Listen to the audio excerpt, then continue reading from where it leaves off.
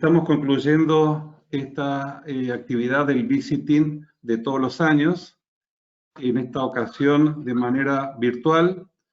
Yo soy el doctor Ernesto Toledo, médico reumatólogo de la ciudad de Córdoba, y tengo a cargo la coordinación de esta mesa en la que estamos reunidos para dar cierre a estas jornadas.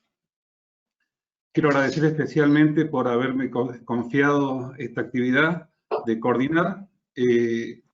Normalmente esta actividad es un clásico de los visiting professor, en donde en este caso estamos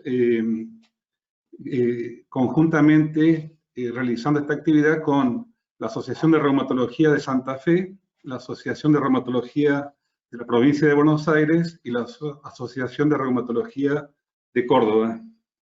Quiero agradecer también especialmente a una persona que ha sido un clásico de todos estos años, que es la doctora Ida Exeni, con quien hemos compartido en años anteriores, y de paso a todos quienes hemos, en todos estos años, de alguna manera u otra, hecho posible estos eventos. En este año particularmente, estábamos con la organización, con la doctora María Elena Rama, pero me ha tocado a mí estar presente, así que también la saludo a ella. El éxito de estas reuniones lo brindan justamente la participación, y en este caso es dirigido a los pacientes, a los familiares y a la comunidad, tratando de brindar un servicio para que sea de utilidad para todos ellos. En este año la charla está, digamos, dirigida por la Junta de Discapacidad de la provincia de Córdoba, donde están formando parte de la misma la doctora Andrea Lardone, la licenciada Mariela Suárez y el licenciado Jorge Pacheco. El tema que vamos a abordar este año es el certificado único de discapacidad, los beneficios, los alcances, que es una herramienta justamente que los médicos y los pacientes nos venimos cada vez más teniendo en cuenta este instrumento, y es justamente este tema el que vamos a abordar para aclarar y para poder, digamos, ver todos los alcances de este certificado. Las preguntas las vamos a hacer al final por escrito, por favor que sea por el chat, de manera de después hacerlas al final a todas ellas. Una recomendación que hacemos todos los años es que si va a haber preguntas o comentarios, en lo posible sean comentarios o preguntas que sean generales para que sean de utilidad para todo el público, evitando las preguntas muy personales, muy referenciales, que en ese caso es conveniente que sean tratadas por el médico tratante, por el profesional, dirigidas justamente a una consulta personal. Sin más, pasamos directamente a la presentación. Agradezco a todos los pacientes y participantes que están desde otras provincias y otras ciudades también en este evento, ya que esta modalidad virtual permite que se incorporen personas que no están justamente cerca nuestro, sino que están en otros lugares. Así que, sin más, agradeciendo a los disertantes, damos paso justamente a la presentación. Les paso desde ya agradecido y saludo a Andrea, Mariela y Jorge.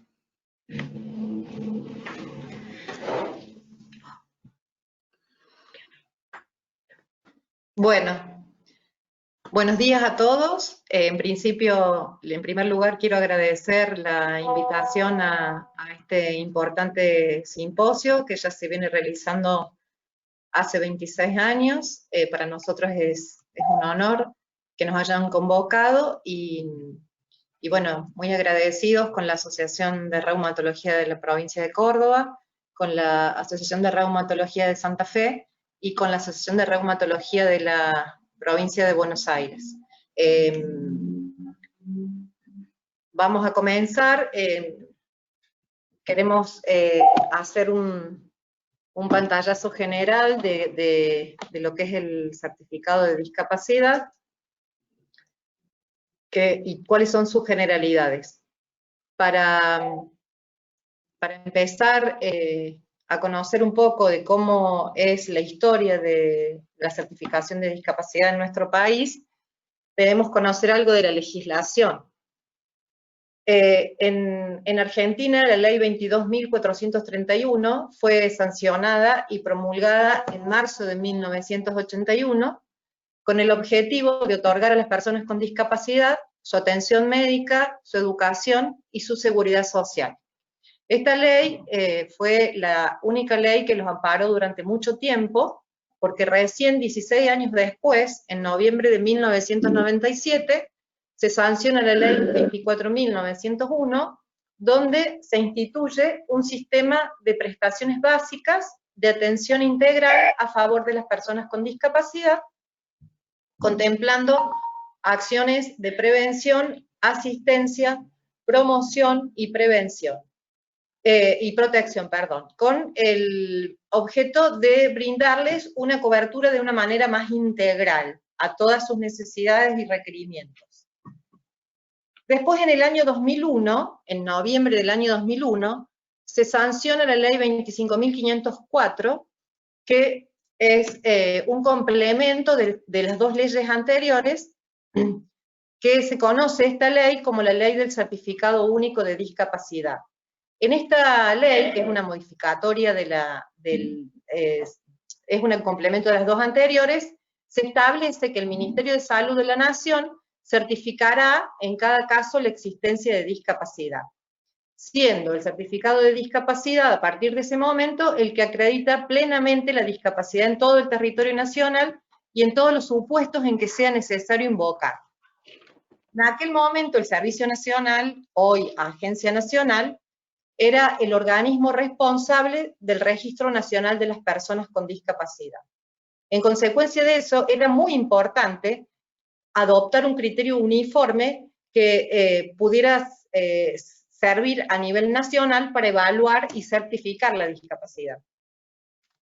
Es ahí donde la República Argentina adhiere a la Clasificación Internacional del Funcionamiento de la Discapacidad y la Salud, que fue aprobada por la Organización Mundial de la Salud, como una herramienta de certificación y evaluación para discapacidad. Pero bueno, volviendo un poco a la historia, la Convención de los Derechos para las Personas con Discapacidad fue adoptada en la Asamblea General de las Naciones Unidas en el año 2006, y la Argentina ratificó muy rápidamente la Convención a través de la Ley 26.378 en el año 2008, que ahí se instala de una manera con fuerza normativa el paradigma social de la discapacidad en contraposición del paradigma médico hegemónico, que es el paradigma con el cual se venía certificando durante muchos años, haciendo mucho hincapié a lo que era el diagnóstico y no al perfil del funcionamiento de una persona en todo su entorno. Los miembros provinciales que conforman la Comisión de Salud del Consejo Federal de Discapacidad, a partir de eso se comprometen a evaluar un protocolo unificado y actualizado con todas estas evoluciones para evaluar la discapacidad. Y es ahí que en el año 2009, a través de la resolución 679, se aprueba el modelo único de certificación de discapacidad con su protocolo de evaluación. Entonces ahora vamos a hablar un poco de lo que es el certificado de discapacidad. Es un documento público, es un acto voluntario de características no limitantes, no hay un cruce de datos con ningún otro organismo, y es necesario, como les explicaba, para el acceso al Sistema Único de Prestaciones Básicas. Este es el formato del certificado de discapacidad, hecho en papel moneda para evitar su falsificación. Tiene un código de barra a la izquierda, que existe una consulta pública para saber, determinar si este certificado está bien emitido o es falso. En el formato van los datos de la persona, después el diagnóstico que se determina a través de los códigos CIE 10, y después lo que ustedes ven en el certificado son el diagnóstico funcional, y son 4 ítems que van a ver con códigos al lado, que son descripciones de los cuatro componentes que tiene la CIF, que son funciones corporales, estructuras corporales, actividad y participación, y factores ambientales. Y después lo que sigue es la orientación prestacional, que es solo una orientación que determina la Junta Evaluadora, pero no es un requisito de que se tenga que cumplir exactamente eso. Como dice bien la palabra, es una orientación prestacional. Después va el vencimiento, después va el ítem de transporte público, donde se determina si va con acompañante o no, la fecha de emisión y los datos de la Junta que emite y la firma de los 3 profesionales que intervienen, que en el caso de la provincia de Córdoba, las juntas están conformadas por médico, trabajador social y psicólogo. En el resto del país existen otras especialidades aprobadas para formar parte de la Junta. Hay kinesiólogos, fonoaudiólogos, pero acá hay terapistas ocupacionales, pero acá únicamente el médico, trabajador social y psicólogo. Bueno, vamos a hablar un poquito de cómo es el proceso de certificación de discapacidad. Bueno, como yo les venía explicando, sobre la evolución del paradigma, en este tiempo no se otorga por diagnóstico, sino que el diagnóstico, que sería la condición de salud, es la puerta de entrada para la evaluación del perfil de funcionamiento de una persona. Entonces, a partir de eso, la Junta Evaluadora podrá determinar si existe o no existe discapacidad, teniendo como parámetro lo que establece la Agencia Nacional de Discapacidad en unas normativas de discapacidad que están publicadas en el boletín oficial. La discapacidad no es algo permanente, porque es un proceso dinámico que tiene que ver cómo la persona funciona en su entorno.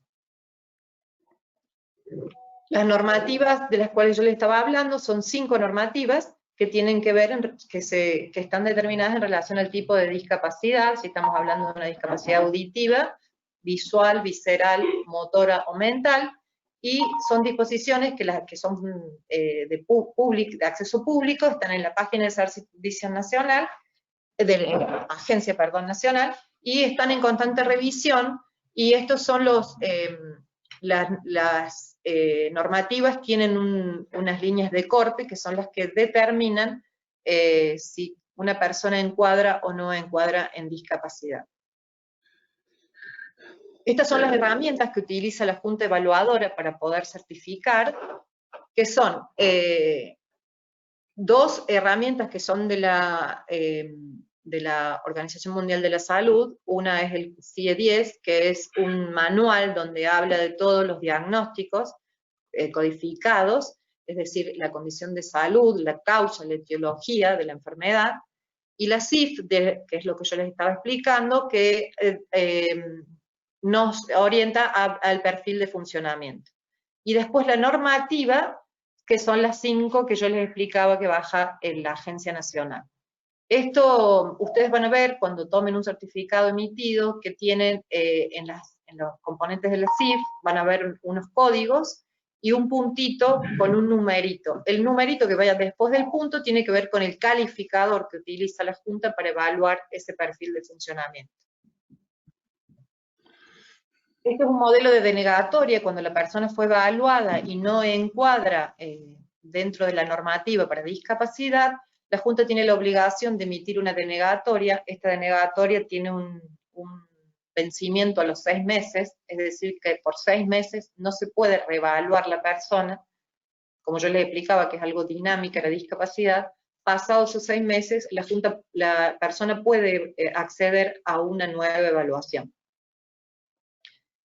En cuanto a lo que es la atención de las personas con discapacidad en este marco de pandemia, queríamos comentarles que se cambió la modalidad de atención presencial y se están realizando las juntas por videollamada a la persona que solicita el CUP. Se están priorizando las urgencias porque, bueno, claramente con esta pandemia estamos todos con un sistema de guardias mínimas. Estos trámites se recepta la documentación previamente a través de mail de las juntas, y después la Junta sigue toda la modalidad contactando a la persona y pidiéndole que adjunte más requisitos si es que se necesita. Los requisitos para tramitar el certificado de discapacidad son el DNI, original y copia. Si tramita una renovación, la persona tiene que llevar el certificado vencido y todos los certificados y estudios que correspondan a su condición de salud, mientras más adjunten, más posibilidades de una evaluación más completa.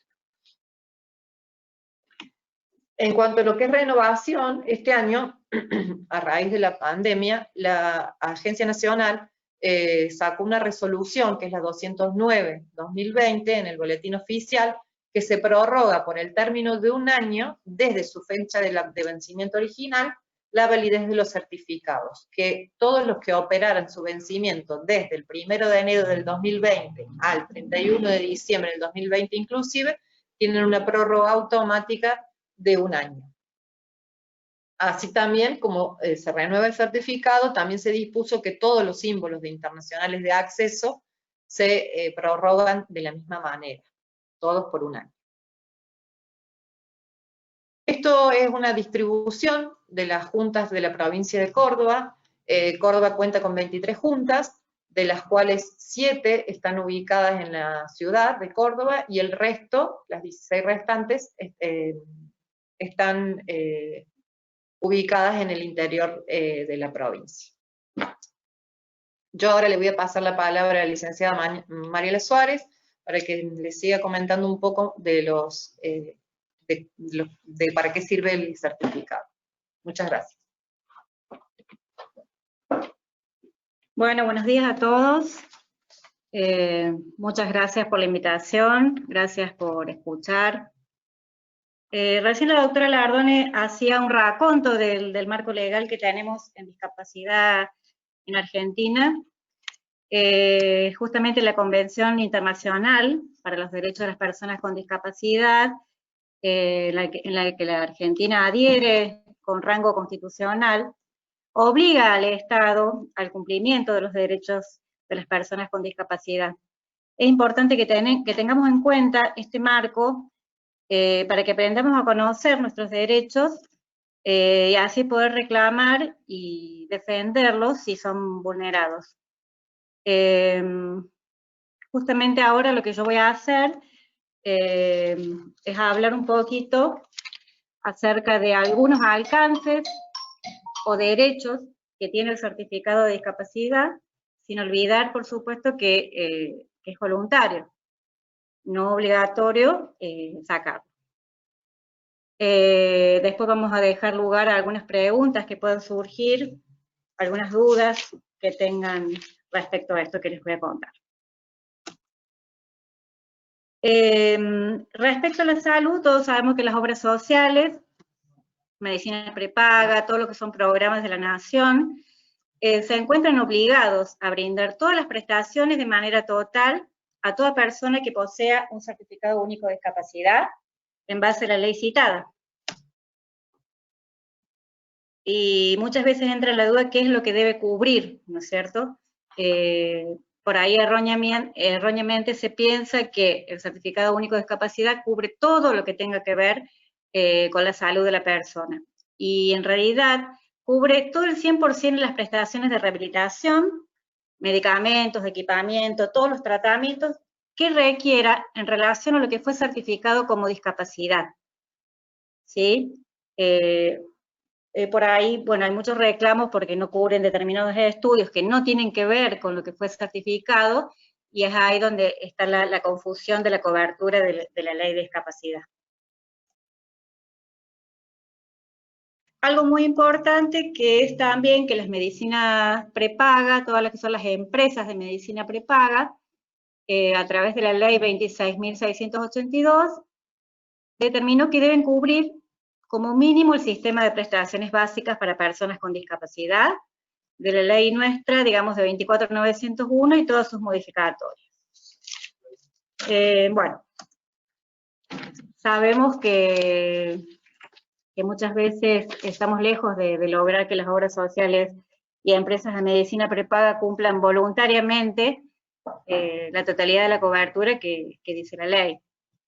Es por eso que acá lo que estamos mostrando es qué hacer en caso de que no haya cobertura.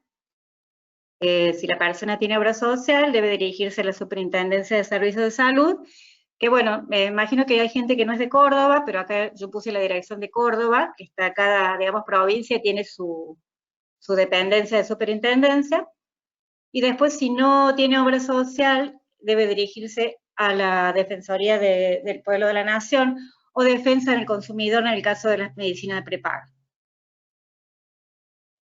Lamentablemente, sabemos que hay muchísimo reclamo en cuanto a cobertura, y más en estas épocas de pandemia, en donde muchas obras sociales miran para otro lado. No decimos que todas, pero hay un gran porcentaje que lamentablemente no se cubre de manera voluntaria. ¿Qué pasa si no hay respuesta? Se solicita patrocinio judicial, recurso de amparo, en los tribunales federales. Bien. ¿Qué otro alcance tiene el certificado de discapacidad? Todo lo que tenga que ver con la educación.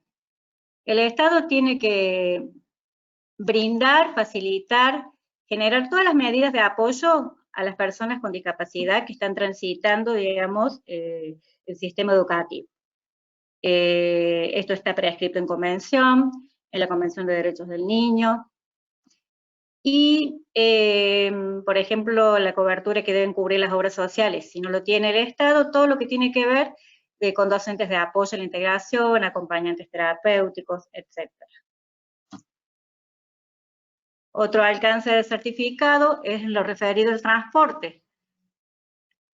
Con el uso del certificado, con la obtención del certificado, la persona tiene derecho a todo lo que tenga que ver con traslados gratuitos en el transporte público terrestre, a través de pases libres de transporte urbano e interurbano, o pasajes de larga distancia, ¿sí? Que eso se hace a través de la web, en reserva pasajes cnrt.gov.ar, que es la Comisión Nacional de Regulación de Transporte. Bueno, ahora todos sabemos que no, desde el mes de marzo, eso no está funcionando. También se puede obtener los símbolos internacionales de acceso, bueno, que le permite justamente libre estacionamiento en lugares permitidos. ¿Cómo? ¿Perdón? Ah, bueno, sé que estaba abierto el micrófono. Símbolo internacional de acceso, que le permite el libre estacionamiento en los lugares permitidos, independientemente del vehículo en que se traslade, se tramita en ANDIS, que es la Agencia Nacional de Discapacidad. Y después permiso de estacionamientos, que bueno, que cada provincia o municipio tiene sus modalidades de obtención de la oblea, la franquicia para la compra de automotores y la exhibición de peajes, justamente con el símbolo, ese que referí, más un trámite que se hace, bueno, en cada empresa de peaje. Eso depende de la provincia que sea. Acá en Córdoba, bueno, tenemos, por ejemplo, el Camino del Cierre, que sí o sí debe tramitar una oblea. También se accede a asignaciones familiares, ayuda escolar anual por hijo con discapacidad, asignación familiar por hijo con discapacidad y asignación por cónyuge con discapacidad. Estas que les menciono se tramitan en el ANSES, en la oficina del ANSES. En el caso de ser empleados públicos, eso se tramita en cada dirección de recursos humanos de las provincias.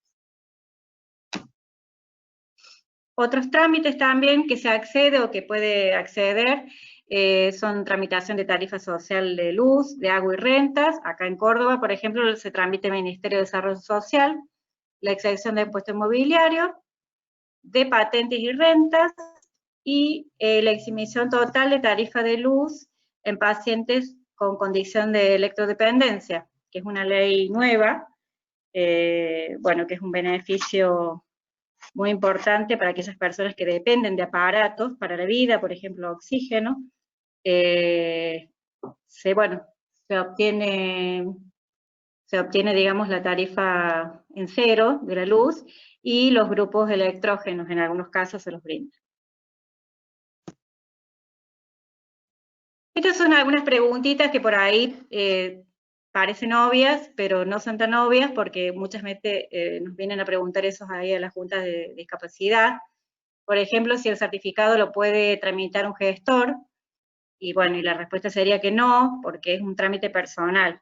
Sí pueden tramitar el turno a través de algún conocido con toda la documentación, pero a la hora, digamos, de la evaluación tiene que estar presente la persona.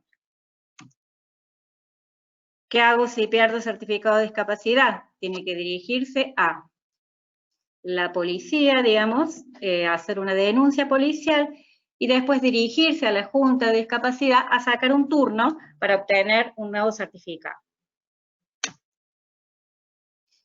¿Y esto dura toda la vida el certificado de discapacidad?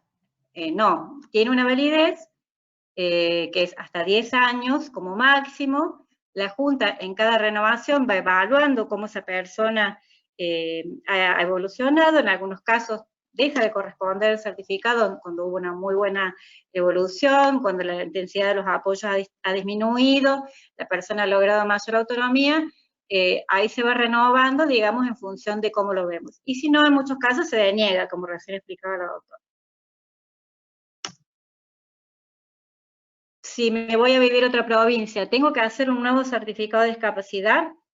No, porque el certificado tiene validez nacional, es decir, que a donde ustedes se muden o tengan que trasladarse, el certificado tiene la misma cobertura. El certificado único permite transitar y estacionar libremente. Bueno, eso también es una duda con respecto a los estacionamientos, porque es solamente en lugares permitidos, no en cualquier lugar, ¿sí? Tengo que dejar mi certificado en la obra social. Por ahí nos encontramos con casos de personas que van y se dejé el certificado en la obra social, vengo a hacer un duplicado. El certificado único, obviamente, es un documento público en donde siempre debe conservarse el original. Como nosotros decimos, como el DNI. No es que sea el DNI, sino que es la forma, digamos, que entienden que no se puede entregar a nadie, digamos. Bueno, muchas gracias. Ahora les va a dar un pantallazo general acerca de la caracterización de la población con discapacidad, el licenciado Pacheco, al que le voy a pasar la palabra. Y después, bueno, vamos a responder algunas preguntas o dudas que tengan en relación a esto. Muchas gracias.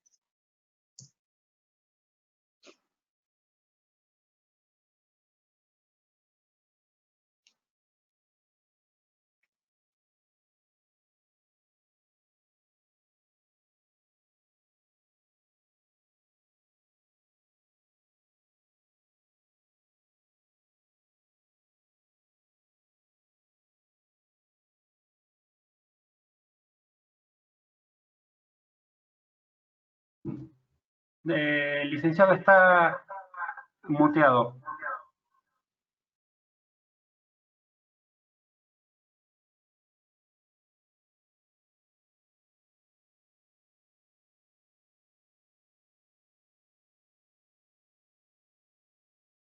Buen día, soy el licenciado Jorge Pacheco, formo parte de la Subsecretaría de Discapacidad y lo que me he propuesto, los hemos propuesto en esta charla que nos han invitado, es hacer un pantallazo de los datos de la caracterización de las personas con discapacidad en la provincia de Córdoba.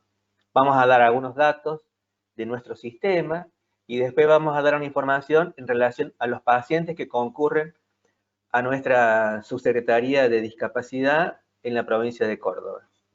Vamos a comenzar con los datos en sí mismos. En la República Argentina, 407 juntas de evaluación de discapacidad de conformación interdisciplinaria, como comentaban mis compañeras recientemente. Y 1.900 y pico de profesionales de composición interdisciplinaria componen estas juntas en todo el país. En la provincia de Córdoba, como decía la doctora Lardone, hay 23 sedes para sacar el certificado de discapacidad distribuidas en distintas localidades, mayormente concentradas en Córdoba capital, pero están distribuidos a lo largo de todo el territorio provincial. En la provincia de Córdoba alrededor de 115 profesionales de composición interdisciplinaria forman parte de estas juntas de discapacidad. En Buenos Aires hay 158 juntas, en Santa Fe 43, por ejemplo, Entre Ríos posee 13, Cava 1, por comparar. Aquí mostramos una cifra que tiene un fuerte impacto en cuanto a la tendencia, que muestra de un fuerte incremento en la certificación desde su inicio, en el año 2009, el Certificado Único de Discapacidad, a nuestra fecha. Aquí vemos, el gráfico compone desde el año 2009 hasta el año 2016, que comenzó con casi 9.000, y ya en el 2016 había cerca de 1 millón de personas que habían podido certificarse. En este gráfico vemos cómo Córdoba tiene una posición relativa en cuanto a las otras provincias del país, pero tiene una función preponderante, un papel preponderante en cuanto ocupa el tercer lugar en cuanto a mayor certificación después de Buenos Aires y Capital Federal. La tasa de certificación por habitante es la resultante de las personas certificadas sobre la población de Argentina, sobre 44.500.000 personas. La tasa nacional de certificación es de 2.59%. Y la de Córdoba, muy en consonancia con esa cifra, es de 2.30. Los CUD activos hasta el año pasado, hasta octubre del año pasado, eran 77.000. A la fecha, no pudimos actualizar al día de hoy, pero sabemos que rondan los 84.000 CUD activos, es decir, los certificados únicos de discapacidad que están vigentes.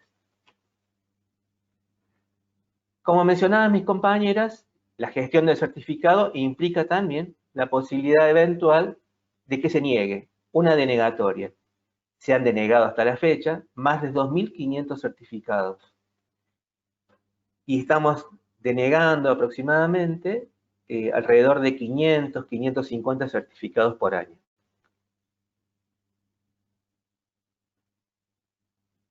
Aquí estamos mostrando la certificación de la provincia de Córdoba, donde se ve claramente que cada año se incrementa de forma sostenida.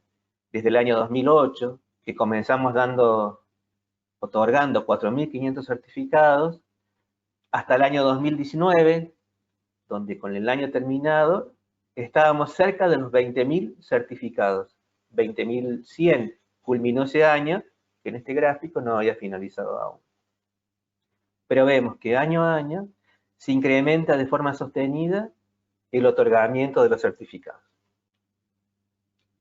¿Cómo está compuesta este conglomerado de personas que se certifican en la provincia de Córdoba?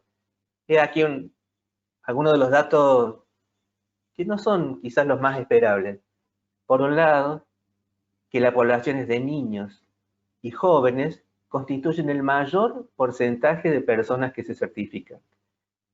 Cerca del 42% son personas de 0 hasta 19 años.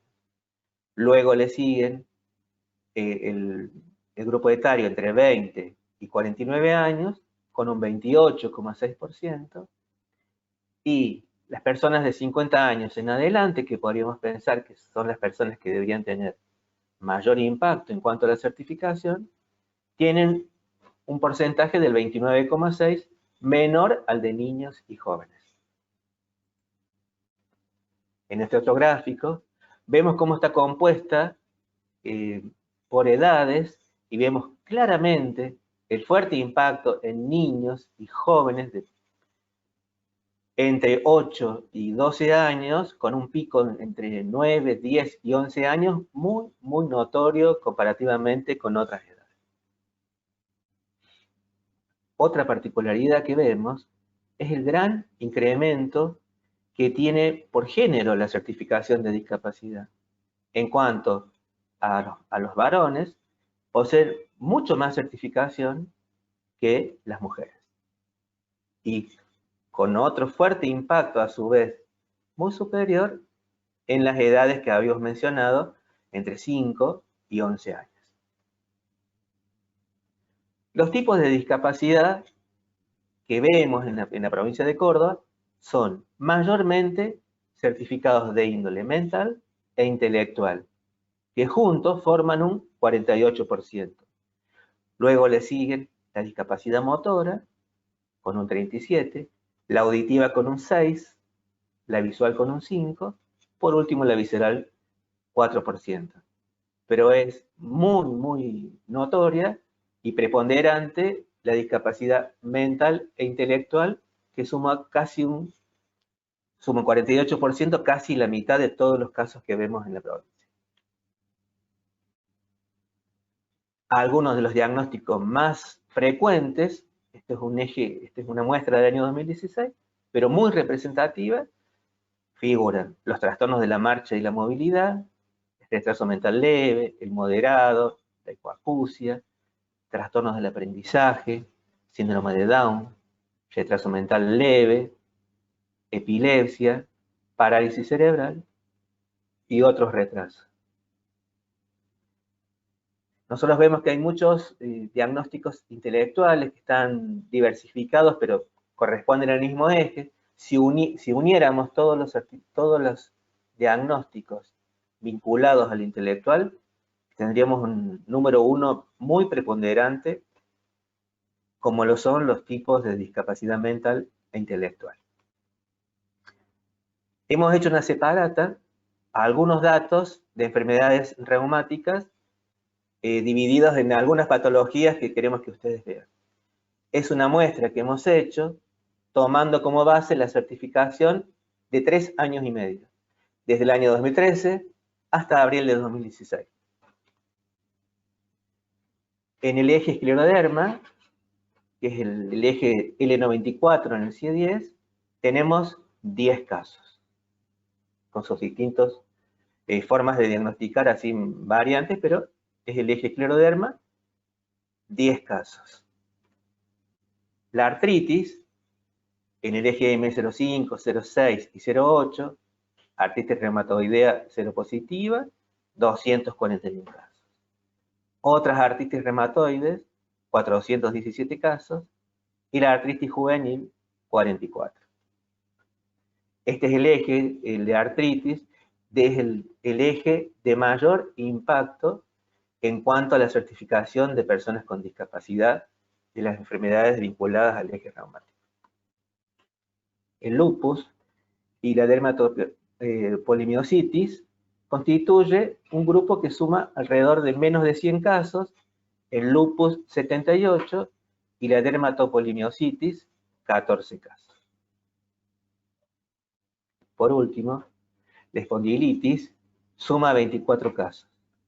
En estas enfermedades que hemos investigado, de 3 años y medio, suman en total una casuística de 828 casos, que si bien no son las patologías con mayor preponderancia, sí constituyen un eje significativo porque afecta prácticamente a 1000 personas en esta muestra, y si hacemos la proyección de 3 años y medio más, casi 4 que han pasado desde esa fecha, tenemos una población muy significativa que ha sido impactada por este tipo de patologías. Para finalizar, algunas conclusiones, que los más afectados son niños y jóvenes. La discapacidad tipo mental e intelectual es la mayor afectada y mayormente hombres que mujeres. Vemos que en muchos casos hay demanda de sesgo anticipada, donde no se han agotado otras instancias para su gestión. Por lo tanto, vemos que la instancia de certificado de discapacidad aparece de forma anticipada, con un sesgo erróneo a nuestro modo de ver. Sabemos que las dificultades de la cobertura son una de las cosas que más movilizan a la gestión del certificado. En muchos casos ponen a niños y jóvenes en lugar de la patologización, con un signo negativo del estigma, ¿no?, que eso implica. Para finalizar, pensamos que debemos seguir analizando y articulando con otros sectores. Y creemos que las diferentes articulaciones que se deben hacer, que se deben continuar, son indispensables para poder mejorar en cuanto a la gestión del derecho que tienen las personas para tener el certificado y, digamos, y todos los apoyos que sean necesarios. Por eso creemos también que este tipo de charlas, este tipo de convocatorias, facilitan el diálogo con las personas, con los profesionales de la salud, y que es el camino para seguir construyendo entre todos una mejora en el sistema de salud. Nada más. Bueno, muchas gracias.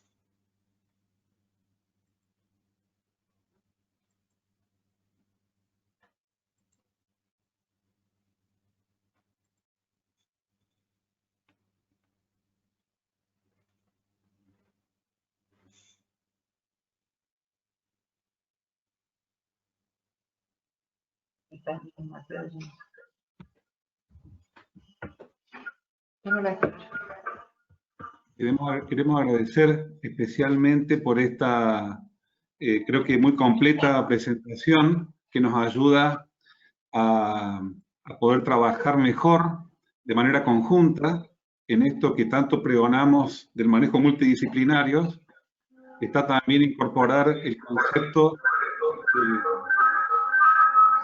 de entendernos también con los que forman parte de la Junta de Discapacidad como profesionales en este ida y vuelta que tenemos que comunicarnos.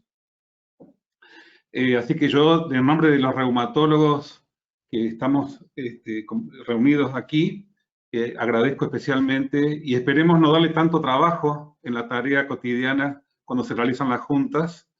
Creo que muchas veces depende de los médicos que hagamos bien la certificación, expliquemos bien toda la patología que el paciente tiene, porque muchas veces las patologías no son tan evidentes que se pueden exteriorizar, y eso es lo que justamente tenemos que nosotros darle todo el marco de capacidad funcional y limitaciones para que ustedes puedan después evaluar correctamente. Así que, dicho esto y agradeciendo por haberse, digamos,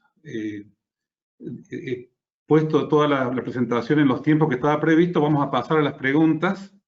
Vamos a tratar, yo voy a tratar de resumir las preguntas como están planteadas y les pido para que puedan responder más, también que sean concisas las respuestas. Acá preguntan que algunas de las cosas que se preguntan ya un poco se han ido respondiendo, pero por las dudas yo voy a ir filtrando las preguntas. Dado que tiene validez nacional, dice una persona, pero estando de vacaciones en Córdoba no le sirvió y pregunta si hace falta sacar otro certificado provincial. Yo le transmito justamente para que ustedes puedan responder.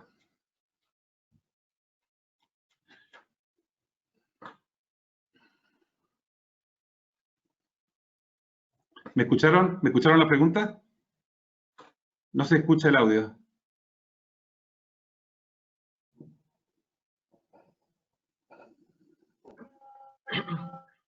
Sí, ¿no? Ahí está el audio. Bien. No, el certificado tiene validez nacional. No, las provincias adhirieron a la certificación de discapacidad de acuerdo a la normativa que baja la Agencia Nacional. Por ende, no tiene que cambiar el certificado si va a pasear o se va a vivir a otra provincia. Nosotros hemos tenido en algunas ocasiones que hacer una revisión de un caso, de un certificado emitido en otra provincia, y a lo cual hay que ajustar hacerle algún cambio, y nos hemos tenido que contactar con los referentes de las distintas provincias para que puedan emitir la baja de ese certificado y nosotros poder otorgar uno nuevo acá porque estaba vigente ese. Es decir, siempre que vayan a hacer una diligencia, pueden ir tranquilos con su certificado, sea emitido en la provincia que sea, porque tiene una validez en todo el territorio nacional.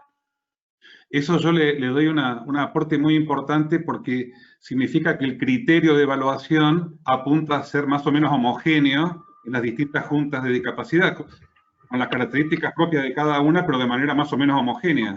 los mismos parámetros. Sí, sí. Ok. Justamente las normativas son nacionales. Por lo tanto, todas las juntas de Argentina tienen la misma normativa para certificar. Correcto. Acá hay otra pregunta que dice, si una persona mejora con su tratamiento y mejora su funcionalidad, en algún momento ya después no le va a corresponder el certificado, y entonces, bueno, es un poco una de las curiosidades que los pacientes sienten, que teniendo el diagnóstico que tengan, eso hay que después renovarlo, ¿no es cierto? Bien, justamente la normativa, digamos, es clara respecto a las líneas de corte, en lo que tiene que ver con el diagnóstico y el estado actual de la persona, pero también la complementa con lo que es el funcionamiento en su vida diaria, en su actividad y participación, que nosotros denominamos. Si la condición de salud ha mejorado, digamos, visiblemente debido a esta mejora en su vida cotidiana, muchas veces sí lo denegamos el certificado porque ya la persona ha logrado una autonomía y una funcionalidad que es positiva y bueno, y no tiene tantas restricciones en su vida diaria. Por lo tanto, sí, en algunas ocasiones, bueno, mejor, siempre decimos mejor que deneguemos el certificado. Acá hay una pregunta que me parece que puede ayudar a entender. ¿Puede haber provincias en las que haya diferente criterio para aceptar el uso del certificado? Acá mencionan, por ejemplo, Santiago del Estero como una diferencia respecto a otras provincias. ¿Esto ustedes tienen conocimiento? Hola. No, no tenemos. Perdón. Contesta, Jorge, por favor. Que la normativa, hacer una normativa federal, nacional, no deja lugar para un planteo que una provincia no pueda, Claro, digamos, brindar los derechos con la cual la persona pueda acceder al certificado. No conocemos en particular algo que haya planteado otra provincia, pero no sería posible, digamos, en cuanto a la ley nacional. Acá hay una pregunta que me gustaría responderla a mí, pero se la traslado a ustedes, que ¿por qué en las juntas médicas no hay reumatólogos? Yo creo que la respuesta, pero bueno, lo traslado. Podés contestarla, doctor, no hay problema. Estaría bueno escucharte. Yo creo que está previsto de manera para todas las especialidades, para todos los problemas médicos, y en todo caso, el reumatólogo tiene que estar presente con el certificado que les acerque a ustedes. O sea, de alguna manera lo estamos. Sí, Córdoba en realidad, la provincia de Córdoba tiene más médicos fisiatras en las juntas que el resto de las provincias, porque cuando se crearon las juntas acá en Córdoba se buscó una profesión que tuviera una mirada más abarcativa y porque en aquel momento era como muy prevalente la patología motora. Entonces, en la evolución, bueno, ahora se está tratando de flexibilizar y se van a incorporar nuevas especialidades a las juntas. De hecho, hemos hecho una última incorporación, una compañera nuestra psicopedagoga, que es como yo les había comentado antes, Córdoba no tenía otra mirada que no fuera la biopsicosocial, por ende era médico, trabajador social y psicólogo, y ahora hemos podido incorporar una psicopedagoga. Así que estamos en el cambio junto con el paradigma. Correcto. ¿Hace falta tener el domicilio del lugar donde se hace la junta médica o no? Si un paciente tiene su domicilio en otro lugar, en otra ciudad o en otra provincia, ¿requiere que tenga el domicilio? No requiere el domicilio de la provincia de origen, o sea, si está en Córdoba, de hecho hay pacientes que, como Córdoba es una ciudad que recepta mucho turismo y ha sucedido que ha habido gente que ha tenido una situación de que le ha ocasionado una discapacidad estando en tránsito y para poder hacer los traslados a su lugar de origen o iniciar un tratamiento de rehabilitación acá en Córdoba, las obras sociales le piden el certificado y nosotros lo hemos emitido con domicilio en otro lugar.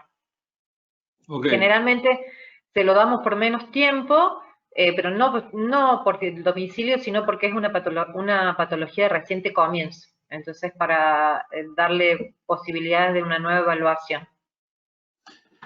Preguntan para la circulación, por las autopistas yo interpreto que es donde hay peajes. ¿Tiene que tener una oblea especial para, digamos, poder transitar y que no les cobren los peajes? En realidad necesita el símbolo internacional de acceso que recién comenté, que se tramite en la Agencia Nacional de Discapacidad, y aparte hay muchas empresas de peaje, por ejemplo en Córdoba tenemos empresas que piden una tramitación de una oblea aparte, por ejemplo Camino de las Sierras, en Córdoba, exige esa oblea. Desconozco en otras rutas, digamos, provinciales, si es así, pero en las rutas nacionales, sí o sí con el símbolo pasa. El problema es en las provinciales. Acá hay una pregunta para el licenciado Pacheco. ¿Están disminuyendo los certificados únicos de discapacidad por enfermedades reumáticas con los años? ¿Ustedes perciben eso? Es la pregunta que transmite acá una persona. No tenemos un estudio comparativo por año, pero en cuanto a la clínica, es decir, la experiencia de los casos y la demanda, vemos que estaría más bien en una tendencia de mayor demanda como toda la casuística en general de la demanda de certificación. Ok. ¿Tienen ustedes alguna normativa, preguntan, respecto a los plazos que se pueden estar venciendo en el año 2021? ¿Hay alguna información que ustedes estén ya manejando para los que puedan vencer? Preguntan acá. Perdón, no entendí la pregunta. Que si hay alguna normativa respecto a los certificados que tengan vencimiento en el 2020. Se ve que se adelantan al futuro algunas personas. No, lo que sí está establecido de que este año, los que operaron el vencimiento en este año van a tener una vigencia de un año más a partir de su fecha de vencimiento, para lo cual Córdoba no está dando turnos a nuevos turnos, se va a abrir el turnero en diciembre para poder otorgar contemplar estos casos que van a empezar a operar los primeros vencimientos en enero. De todas formas, suponemos, ¿no?, que esto se va a extender, un poco más, el plazo de, digamos, de extensión o prórroga de certificado, porque ya estamos en septiembre y la situación está como compleja. Pero bueno, la resolución es hasta el fin de este año. Ok. Acá hay una pregunta para la doctora Lardone. El médico reumatólogo ve frecuentemente la no renovación del certificado a sus pacientes con artritis.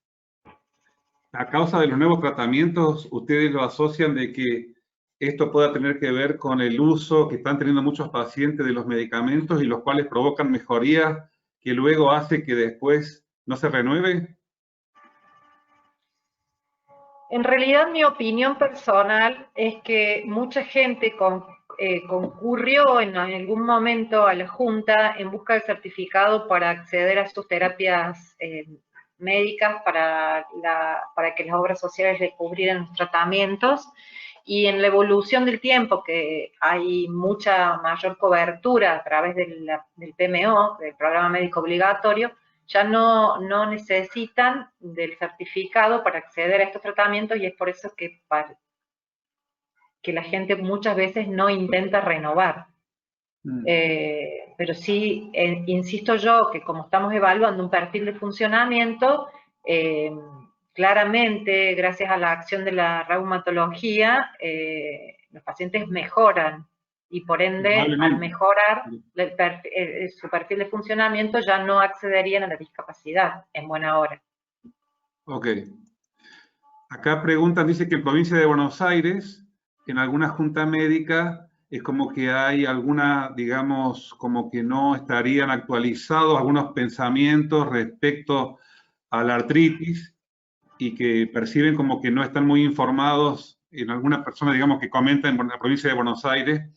Yo creo que esto es una cosa que es dinámica y con los años vamos todos incorporando nuevos elementos digamos, de evaluación, y esta herramienta, que es lo que un poco han transmitido ustedes, le habilita al paciente un derecho que ayuda a su inclusión como persona dentro de lo que es el país. Esa es la idea de que sea más factible, que tenga todas sus oportunidades como toda persona, ayudado con esta herramienta que es el certificado, ¿correcto? Seguro. En respuesta a eso que planteaban de la Junta de la Provincia de Buenos Aires, la verdad que me llama mucho la atención porque nosotros tenemos encuentros federales, los referentes de cada provincia, tenemos encuentros federales y capacitaciones de actualizaciones permanentes con la gente de la Agencia Nacional de Discapacidad. Incluso ahora en pandemia estamos haciendo encuentros virtuales. O sea que es muy raro que no tengan unificado el criterio, muy raro. Bien, estoy obviando los agradecimientos y las felicitaciones donde muchas personas están destacando que les han ayudado a aclarar mucho de todo esto. Yo les hago personalmente una pregunta para que la puedan transmitir con esto del tema de la pandemia. Las renovaciones en este momento durante el transcurso de este año, ¿qué pueden decirnos, por favor? Durante este año no se están haciendo renovaciones ni se van a hacer, solo en el caso de aquellas que hayan vencido en años anteriores. En las que todos los certificados que se vencen este año no se van a renovar porque el sistema le da una prórroga automática. Entonces, estas personas tienen vigencia con su certificado. Estamos en este momento atendiendo de manera virtual, haciendo teleasistencia para los turnos de primera vez ya emitidos y que sean de urgencia, en que estamos como evaluando una urgencia la necesidad de un tratamiento médico, no el acceso a prestaciones educativas, porque claramente no es de público conocimiento que no se está haciendo, no hay clases presenciales, por ende maestras integradoras no pueden llegar a los colegios. Entonces se está priorizando como urgente la necesidad de tratamiento. Ok. Acá pregunta si la dislexia está incorporada dentro de lo que es una patología para que pueda acceder un paciente a la certificación. Es una condición de salud la dislexia. Y es lo que, digamos, es la puerta de entrada para la evaluación. Hay que ver dentro de las dislexias esa cómo funciona esa persona para ver si encuadra o no encuadra. Ok. Ok. Bueno, acá dice otra cosa. A ver, estoy buscando. Con respecto a las prestaciones, la herramienta del Certificado Único de Discapacidad no limita para acceder a una prestación en una obra social o en una prepaga. Al contrario. Al contrario, claro. Claro. Bueno, dice algunas personas que por ahí no le aceptan el certificado para el pase en algunos transportes, para transporte interurbano, por ejemplo, que tienen dificultad. Que le ponen obstáculos para poderlo utilizar para trasladarse en un transporte interurbano.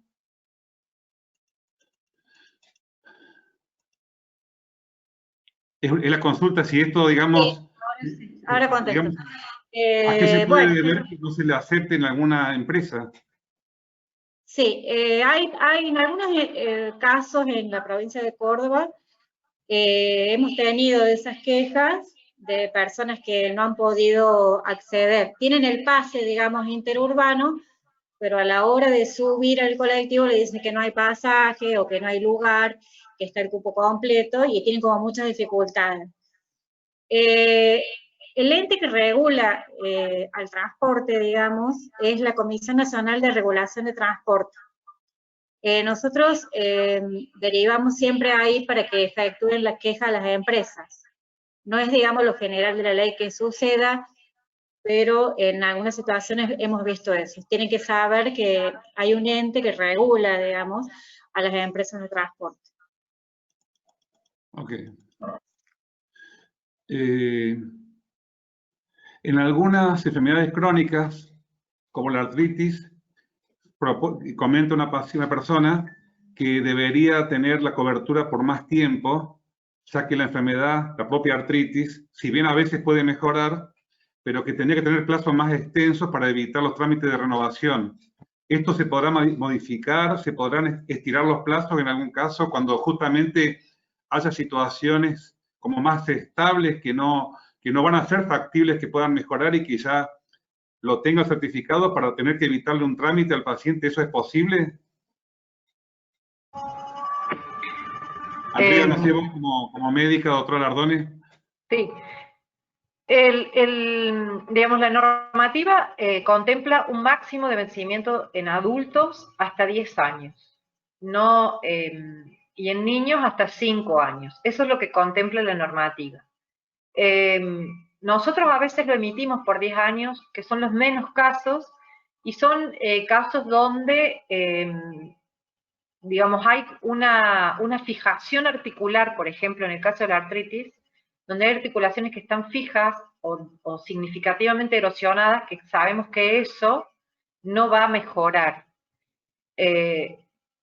Pero como lo predominante es el perfil de funcionamiento de una persona, claramente, no sé, son los menos casos en los que se da por 10 años, porque tenemos que ver, también supervisar cómo evoluciona esa persona. ¿Por qué? Porque en realidad la tendencia es disminuir la cantidad de personas con certificado de discapacidad para que tengan una integración plena.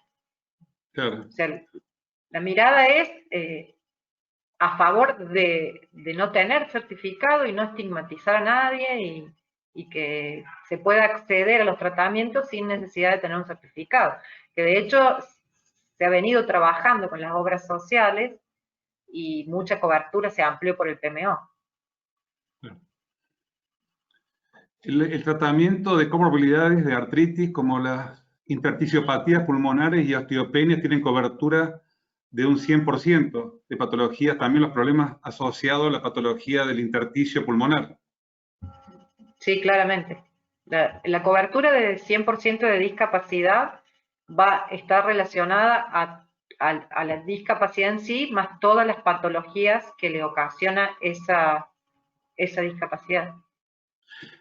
Una pregunta digamos, para Mariela, para la licenciada, respecto al uso del certificado para el transporte, ¿puede utilizarse para trasladarse el paciente para temas médicos o tiene que ser siempre para temas médicos, pregunta, o puede ser utilizado para traslado sin especificar el motivo?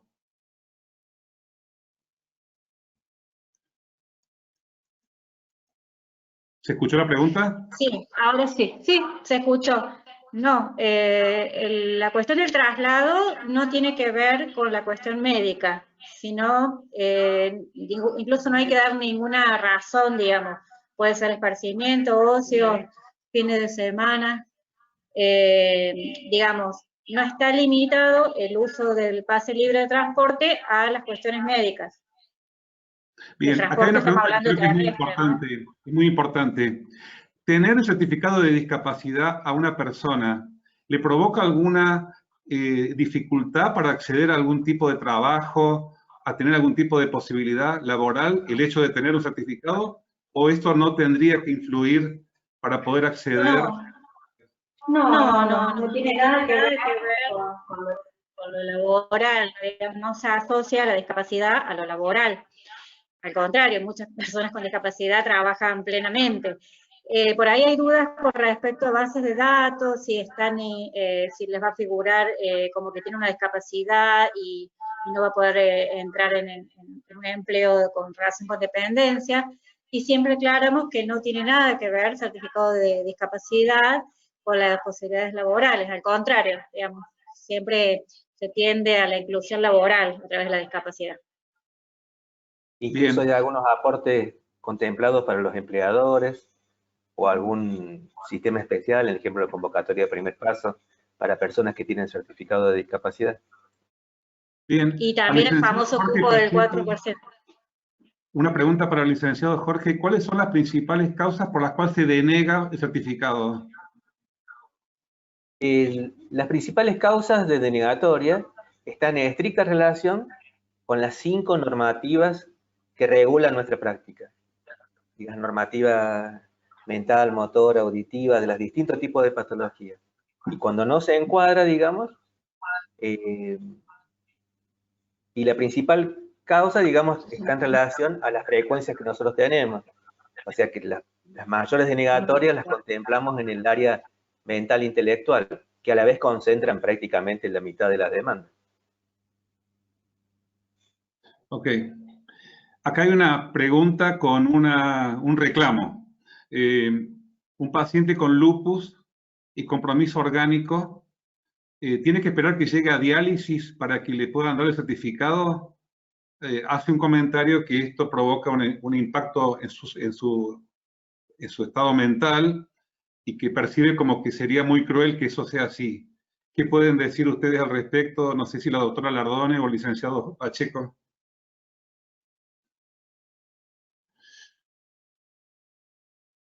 ¿Se escuchó la pregunta?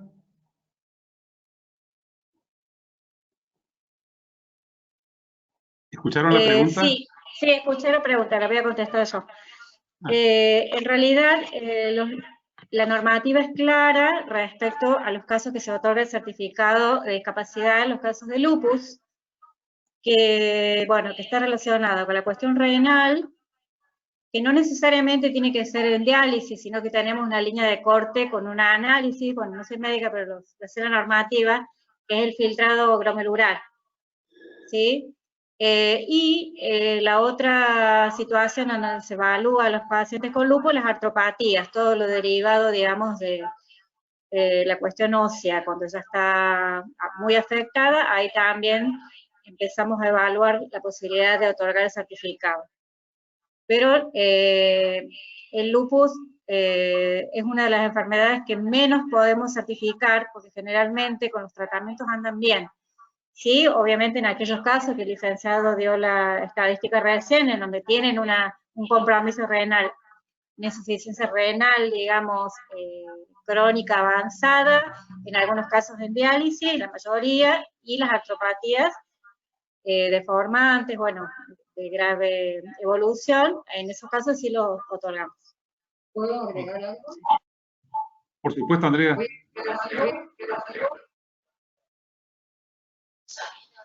Te escuchamos, Andrea, te escuchamos.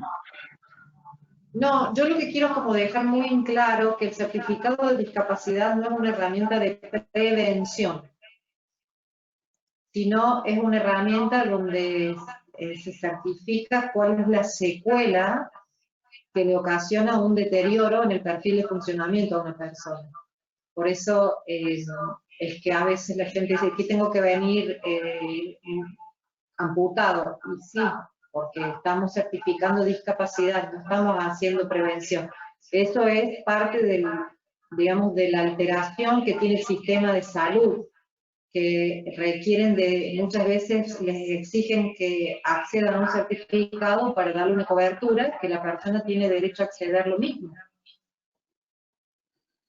Ok, hay una pregunta acá, que si en un caso de una persona que quiera acceder a un trabajo, ¿puede el futuro empleador rastrear o buscar esta información de un certificado de discapacidad para poder eventualmente decidir darle un trabajo, o esto es una cosa de la esfera privada del paciente? No, es algo de la esfera privada, eso no son bases de datos abiertas a la comunidad, no tendría ninguna restricción, no, de ningún modo. Acá hay una pregunta que me parece muy importante, que yo estaba esperando que apareciera, y si no le iba a hacer yo. La fibromialgia, preguntan acá de Santa Fe, ¿cómo está, digamos, siendo considerada dentro de la Junta de Discapacidad como patología para poder también acceder el paciente a un certificado por esta patología?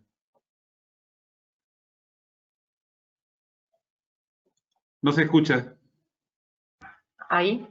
Ahí está. En realidad la fibromialgia, como diagnóstico en sí, no se considera discapacidad. Porque la ley y la normativa de discapacidad no contempla el dolor como una herramienta discapacitante, porque se considera que hay tratamientos médicos para solucionar este problema. Por eso la fibromialgia no encuadraría como per se condición de salud en discapacidad.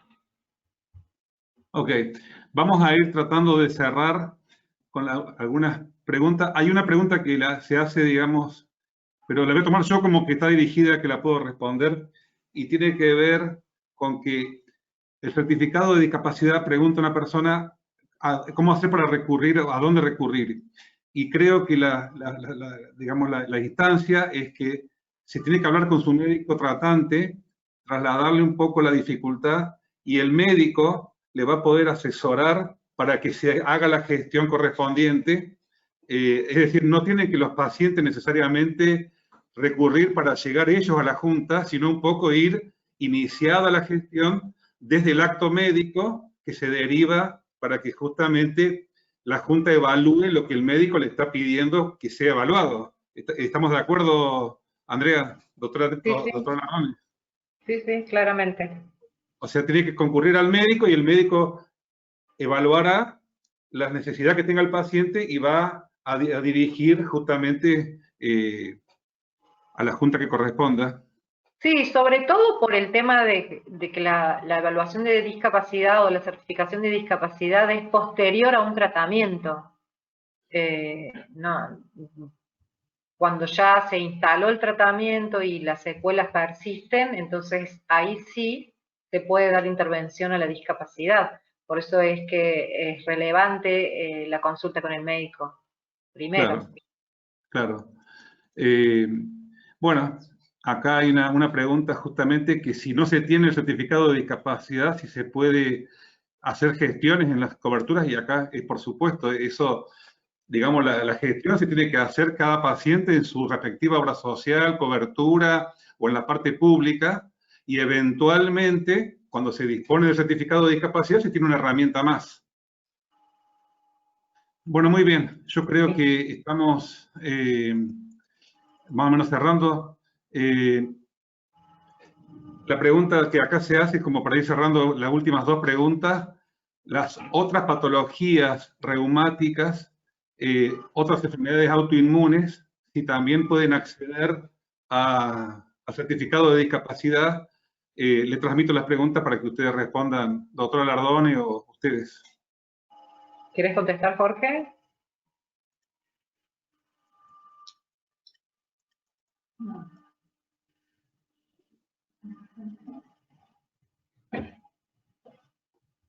¿Hola?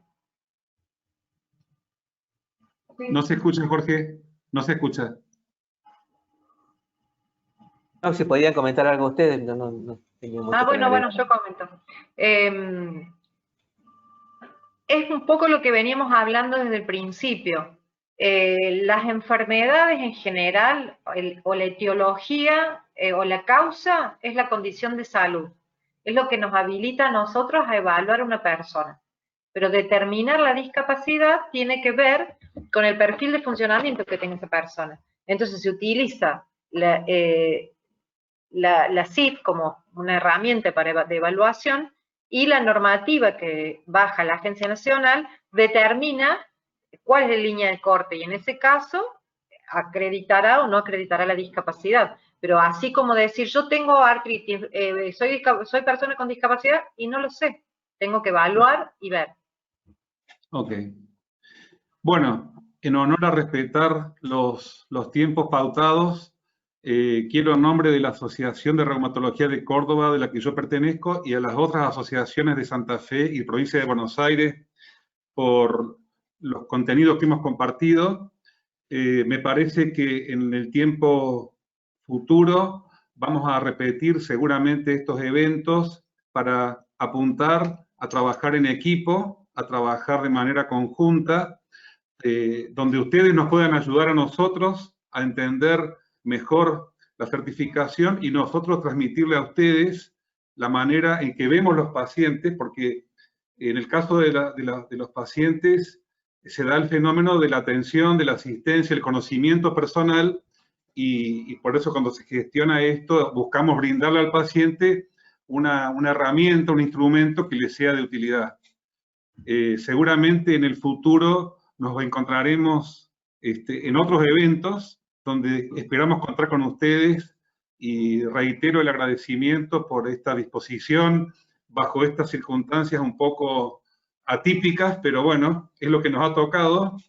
Quiero aprovechar también agradecer a toda la organización del evento, Ezequiel, que ha sido tan amable y tan dispuesto y tan eficiente en todo lo que nos ha estado ayudando para que todo salga bien. Y bueno, desde Córdoba, saludar a los amigos médicos, reumatólogos y pacientes de las otras provincias y de otros lugares que están conectados, deseando que toda esta información que hemos compartido haya sido de utilidad. Y bueno, esperamos el año que viene, en el año 2021, estar nuevamente, ojalá que sea personalmente, con esta cosa tan agradable que nos da el contacto físico, y no ser de esta manera que es un poco tan fría y tan distante, pero bueno, así es la situación, y desde mi, digamos, función de coordinador, doy por finalizada esta reunión, agradeciendo la participación de todos y deseando que estemos todos bien. Desde ya, muchas gracias. Muchas gracias y que tengan buenos días todos. Muchas gracias. Muchas gracias.